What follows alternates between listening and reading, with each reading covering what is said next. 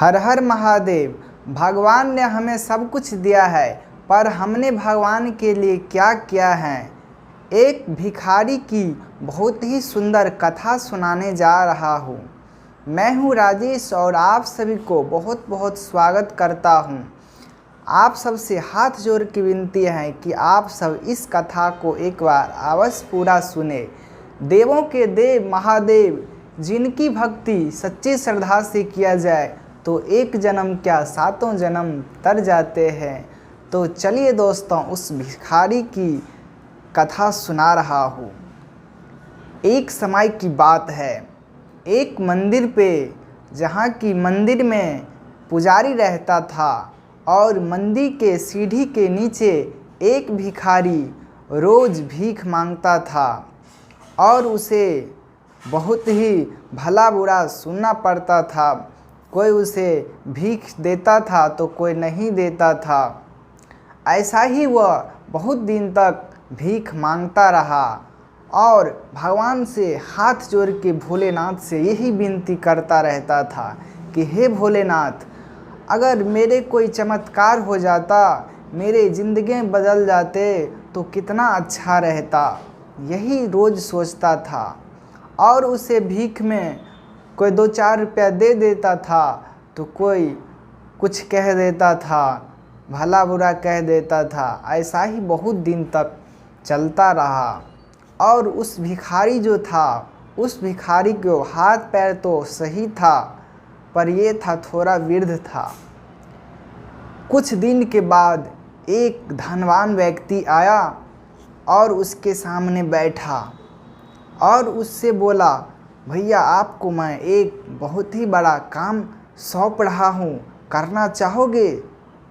वो भिखारी ने हाथ जोड़ा और बोला, आप तो साक्षात महादेव है, आप इतने दिन के बाद मुझे दर्शन दिए, आप बोलिए मैं क्या करूँगा। फिर उस धनवान व्यक्ति ने बोला, तुम्हें कुछ नहीं करना है, तुम्हें बस यहीं पर बैठे रहना है, तुम मेरे बिजनेस का पार्टनरशिप बन जाओ। फिर उस भिखारी ने बोला, प्रभु आप तो साक्षात भगवान है, आप कहाँ से आ गए, बोलिए मैं क्या करूँगा। फिर उस धनवान व्यक्ति ने बोला, मेरा बिजनेस है फूल का, तुम वहाँ से जितना चाहो उतना ले आ करके यहीं पर बैठ करके तुम बेचना और जितना प्रॉफिट होगा उसमें से मुझे देना।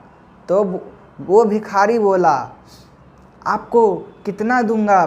बोला, कितना दूंगा आपको? बोला, तो फिर उस बोला 60-70% आपको दूंगा और 10% मैं लूँगा। फिर उस धनवान व्यक्ति ने बड़े ही मुस्कुरा कर बोला, नहीं, 80-90% तुम रखना और मात्र मुझे ही 10% देना। फिर उस भिखारी ने अपना फूल का वहीं पे बिजनेस स्टार्ट किया और फूल जो था वहीं से ला करके और बेच रहा था। धीरे धीरे कुछ दिन के बाद उसका जो था फूल अच्छे से बिकने लगा और उसे मुनाफा भी अच्छा होने लगा। फिर कुछ दिन के बाद वो धनवान व्यक्ति आया और उससे बोला, मेरा हिस्सा। तो फिर उस भिखारी का देखो कितना ही चालाक था और वो बोला, मेरे बिजनेस में तो घाटा हो गया है। अपना लॉस वॉस दिखा करके बोला, घाटा हो गया है, मेरे पास तो बचा ही नहीं पैसा। तो फिर उस धनवान व्यक्ति ने मुस्कुरा करके वहाँ से चल दिया। तो मित्रों, हमें इस कहानी से यही सीख मिलता है कि भगवान ने हमें सब कुछ दिया है, इतना टाइम दिया है, सारे कुछ दिया है और हमने भगवान के लिए क्या किया है। जैसे कि उस धनवान व्यक्ति ने अपना बिजनेस का पार्टनरशिप बनाया और उस पे विश्वास करके इतना कुछ किया उसके लिए और वो सारे कुछ भूल गया और उसे फिर स्वार्थ में खुद के अपना जो 10% था वो खुद रख लिया। तो मित्रों, आप सभी को ये कथा कैसी लगी कमेंट करके आप सब ज़रूर बताएं। अगर अच्छा लगे तो अपने दोस्तों के साथ शेयर अवश्य करें।